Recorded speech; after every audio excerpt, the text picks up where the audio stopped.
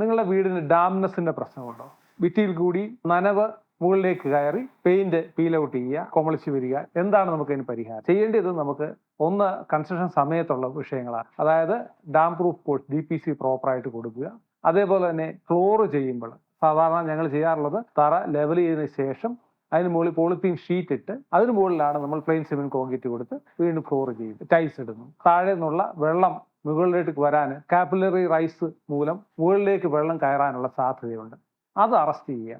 അതിന് ഫലപ്രദമായ ഒരു രീതിയാണിത്. പ്രത്യേകിച്ച് കാണുന്ന ഒരു വാട്ടർ ടേബിൾ കൂടുതലായിട്ടുള്ള ഏരിയയിൽ ഇതൊരു വലിയ വിഷയമാണ്.